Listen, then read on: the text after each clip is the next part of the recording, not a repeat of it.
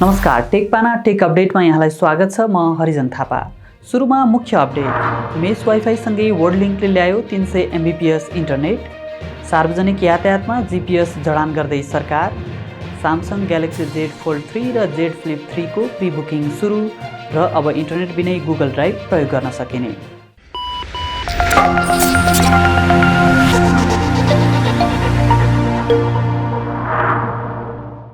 Update सुरु गरौँ mess wifi सम्बन्धी समाचारबाट। वर्ल्डलिङ्क कम्युनिकेसन्स लिमिटेडले अहिलेसम्म केही फास्ट इन्टरनेट प्याकेज सार्वजनिक गरेको छ। कम्पनीले सोमबार नेपालका लागि बिल्कुलै नयाँ प्रविधि मेस वाइफाईसँगै 300 Mbps को इन्टरनेट प्याकेज सार्वजनिक गरेको हो। विद्यमान तथा परम्परागत वाइफाई प्रविधि पर्याप्त नभएपछि ग्राहकको आवश्यकता सम्बोधन गर्न मेस वाइफाई भित्र्याइएको कम्पनीले जनाएको छ। यो नयाँ प्रविधिले घरका कुना कुनामा हाई स्पिड वाइफाई दिने कम्पनीको दाबी छ। राउटरबाट मोबाइल तथा ल्यापटप जति टाढा हुन्छ, वाइफाईको गुणस्तर त्यत्तिकै खस्किँदै जान्छ।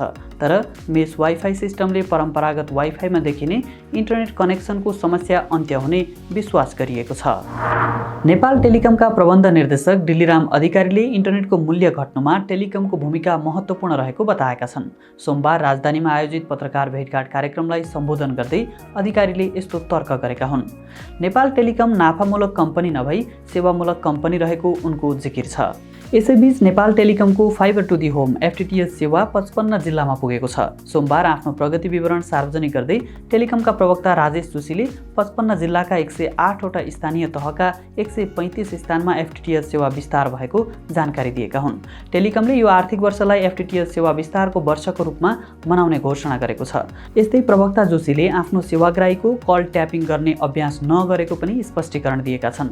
पछिल्लो समय टेलिकम कम्पनीहरूले सरकारका शक्तिशाली व्यक्तिहरूको निर्देशनमा केही व्यक्तिहरूको फोन ट्यापिङ गर्ने गरेको हल्ला बाहिरिएको थियो। यस्तै नेपाल टेलिकमले 5G प्रविधिको परीक्षणलाई पनि प्राथमिकतामा राखेको जनाएको छ। 4G विस्तारको परियोजना सम्पन्न हुने चरणमा रहेको र यसै आर्थिक वर्षभित्र 5G परीक्षणको तयारी रहेको टेलिकमका प्रवक्ता जोशीले जानकारी दिएका छन्। सरकारले सवारी चालक अनुमति पत्रको परीक्षा उत्तीर्ण गरेका र नवीकरणका लागि आवेदन दिएका चालकलाई परीक्षणकालीन लाइसेन्स वितरण सुरु गरेको छ। हाल काठमाडौँको एकान्त कुना स्थित कार्यालयले परीक्षणकालीन लाइसेन्स वितरण सुरु गरेको हो। क्रमशः मुलुकका सबै यातायात कार्यालयहरू मार्फत वितरण गरिने यातायात व्यवस्था विभागले जनाएको छ। विभागका महानिर्देशक नवराज घिमिरेले सवारी चालक अनुमति पत्र नवीकरणका लागि निवेदन दिएकालाई नयाँ स्मार्ट अनुमति पत्र प्राप्त नहुन्जेलसम्मका लागि नयाँ कार्ड वितरण गर्न लागि जानकारी दिएका छन्। ट्राफिकले QR कोडका आधारमा चालकको लाइसेन्स जाँच गर्ने विभागले जनाएको छ। कार्डमा चालकको सम्पूर्ण आवश्यक विवरण ट्राफिकले आफ्नो मोबाइल फोन मार्फत नै थाहा पाउन सक्नेछन्। विभागले अबको 2 महिनाभित्र स्मार्ट लाइसेन्स वितरणको काम पनि सुरु हुने जानकारी दिएको छ। चालु आर्थिक वर्षमा सार्वजनिक यातायातलाई ग्लोबल पोजिसनिङ सिस्टम अर्थात् GPS प्रणालीमा जोडिने भएको छ। यातायात व्यवस्था विभागले सार्वजनिक सवारी साधनलाई व्यवस्थित बनाउन GPS जडान प्रक्रिया अघि बढाएको जानकारी दिएको छ। GPS मार्फत गुडिरहेका गाडीको अवस्थाका बारेमा ट्राफिक प्रहरीलाई अनलाइनबाट जानकारी प्राप्त हुनेछ, जसले सार्वजनिक यातायातका विकृति र आपराधिक घटना नियन्त्रण गर्न सहयोग हुने विभागको दाबी छ। यातायात व्यवस्था विभागका महानिर्देशक नवराज घिमिरेले सार्वजनिक यातायातको नियमन र अनुगमन प्रभावकारी भई ट्राफिक व्यवस्थापनमा सहज हुने भएकाले दुर्घटनामा पनि कमी आउने बताएका छन्। विश्व बैंकको सहयोगमा नमुना परियोजनाका रूपमा GPS जडान गरिँदैछ। यही आर्थिक वर्षमा GPS जडान कार्य सुरु हुने बताइएको छ। अब सामाजिक सञ्जाल फेसबुकबाट नेपाल राष्ट्र बैंकको गतिविधि थाहा पाउन सकिने भएको छ। बैंक तथा वित्तीय संस्थाको नियन्त्रण र नियमनका लागि केन्द्रीय बैंकको रूपमा रहेको राष्ट्र बैंकले हालै आफ्नो आधिकारिक फेसबुक पेज सञ्चालनमा ल्याएको छ। बैंकसँग सम्बन्धित सूचना जानकारी सँगै वित्तीय चेतना अभिवृद्धिलाई प्रवर्धन गर्ने सामग्रीहरू फेसबुक पेज मार्फत सम्प्रेषण गर्दै लगिने राष्ट्र बैंकले जनाएको छ। केही दिन अघि मात्र राष्ट्र बैंकको आधिकारिक ट्विटर अकाउन्ट पनि सञ्चालनमा आएको थियो। बैंकका गभर्नर महाप्रसाद अधिकारीले सामाजिक सञ्जाल सम्बन्धी नीति पारित भएसँगै राष्ट्र बैंकको सोसल मिडिया अकाउन्ट खोलिएको बताउँदै यसबाट सूचना सम्प्रेषण तथा पृष्ठपोषणमा सहयोग मिल्ने अपेक्षा गरेका छन्। यसअघि राष्ट्र बैंकको नाममा नक्कली सोसल मिडिया अकाउन्ट बनाएर भ्रमपूर्ण समाचार फैलाएको गुनासो आएका थिए। महाराष्ट्र बैंकले यसअघि गत असारमा मोबाइल एप सार्वजनिक गरेको थियो। सरकारले राष्ट्रिय परिचय पत्रका लागि 35 लाख बालिग नागरिकको विवरण सङ्कलन गरेको छ। कोरोना महामारीका कारण केही महिना रोकिएको विवरण सङ्कलनको काम पुनः सुचारू भएको हो। यस वर्ष राष्ट्रिय परिचय पत्र तथा पञ्जीकरण विभागले 70 लाख नागरिकको विवरण तयार गर्ने लक्ष्य राखेको छ। यसअघि विभागले पहिलो चरणमा पाइलट प्रोजेक्टका रूपमा 1,17,000 थान परिचय पत्र कार्ड खरिद गरेको थियो। फ्रान्सेली कम्पनी आइडिमियालाई कार्ड छपाईको ठेक्का प्रदान गर्ने निर्णय भएसँगै ढिलोमा 5 महिनापछि राष्ट्रिय परिचय पत्र वितरण सुरु गर्ने विभागको तयारी छ। सरकारले आगामी असोज महिनादेखि सरकारी तथा निजी सवारी साधनमा इम्बोस्ड नम्बर प्लेट अनिवार्य गर्ने तयारी गरेको छ। सवारी साधनको सम्पूर्ण विवरण डिजिटल प्रणाली मार्फत अनुगमन गर्न लागू गरिएको इम्बोस्ड नम्बर प्लेट वितरण प्रभावकारी हुन नसकेपछि सरकारले असोजदेखि यसलाई अनिवार्य बनाउन लागेको हो। विभागका प्राविधिक निर्देशक रामशरण पौडेलले इम्बोस्ड नम्बर प्लेटको प्रभावकारिताका लागि असोजदेखि अनिवार्य गर्ने तयारी भएको जानकारी दिएका छन्। उनका अनुसार असोजदेखि पहिलो चरणमा बागमती प्रदेशका सवारीलाई दर्ता, नवीकरण र नामसारी गर्न आउन इम्बोस्ड नम्बर प्लेट अनिवार्य गरिँदैछ। नेटफ्लिक्समा वेब सिरिज मनी हाइस्ट सार्वजनिक हुँदा नेपालको इन्टरनेट खपत दोब्बर भएको छ। नेटफ्लिक्समा सबैभन्दा बढी हेरिएको सिरिजमध्ये एक मनी हाइस्टको नयाँ भाग शुक्रबार सार्वजनिक हुँदा इन्टरनेट खपत दोब्बर भएको इन्टरनेट एक्सचेन्ज नेपालले जनाएको छ। शुक्रबार इन्टरनेट ट्राफिक प्रति सेकेन्ड 35 जीबीसम्म पुगेको थियो। संस्थाका प्रमुख कार्यकारी अध्यक्ष रूपेश श्रेष्ठका अनुसार सामान्य अवस्थामा भन्दा उक्त दिनको ट्राफिक झन्डै दोब्बर हो।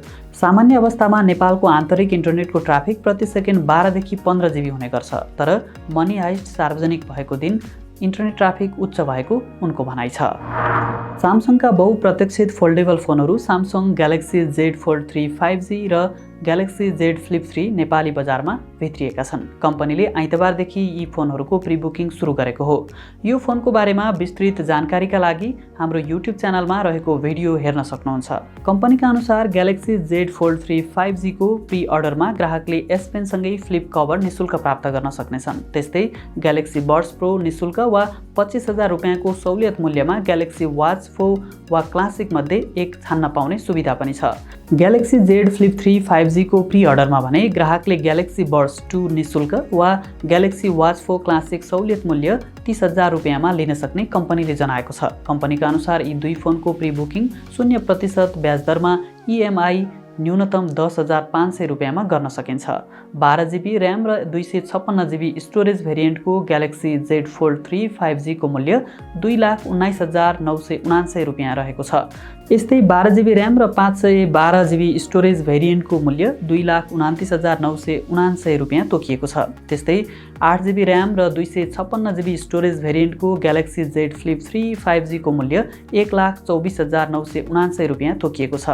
असोज 6 गतेदेखि दुवै फोन बजारमा उपलब्ध हुने बताइएको छ।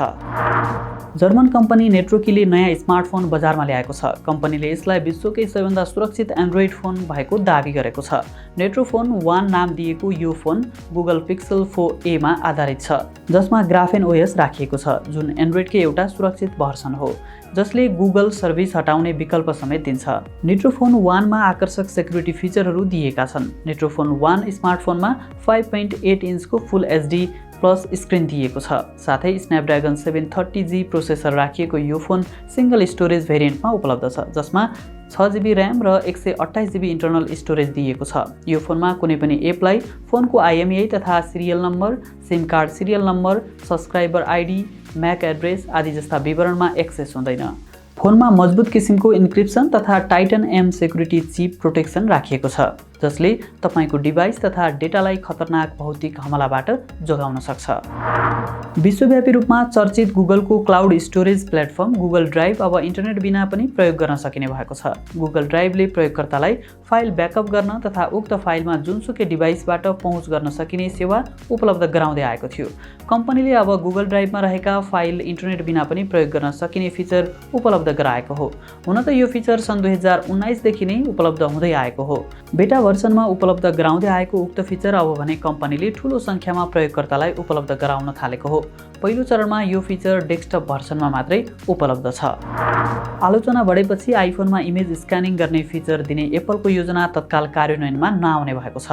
बालबालिकामाथि हुने यौन दुर्व्यवहारलाई निगरानी गर्न आइफोनमा इमेज स्क्यानिङ गर्ने कम्पनीको योजना विरुद्ध विभिन्न सरोकारवालाहरूले विरोध गरेका थिए। 1 महिना अगाडि नै कम्पनीले यो फिचर लागू गर्न तयार भइसकेको बताएको थियो। अब भने यो टुललाई थप व्यवस्थित गरेर मात्र सार्वजनिक गर्ने एप्पलले जनाएको छ। उक्त फिचरमा बालबालिकामाथि हुने यौन दुर्व्यवहार सम्बन्धी तस्बिरहरू आइफोनबाट खिचेको खण्डमा सो फोटो आइक्लाउडमा स्टोर हुनु अगाडि नै इमेज स्क्यानिङ फिचरले पत्ता लगाउने व्यवस्था राखिएको थियो। त्यस्तै प्रयोगकर्ताले पठाएको अश्लील मेसेजहरू पत्ता लगाउने फिचर पनि सार्वजनिक गर्ने कम्पनीको योजना थियो। टेक अपडेट आजलाई यति नै। शुक्रबार फेरि अर्को अपडेट लिएर आउनेछौँ। हाम्रो टेक अपडेट कस्तो लागिरहेको छ आफ्नो प्रतिक्रिया कमेन्ट मार्फत दिन नभुल्नुहोला। साथै प्रविधिबारे विविध जानकारीको लागि हाम्रो युट्युब च्यानल, फेसबुक पेज र टिकटक अकाउन्टलाई पनि फलो गर्न नभुल्नुहोला। टेक अपडेटबाट म हरिजन थापा बिदा हुन्छु। नमस्कार।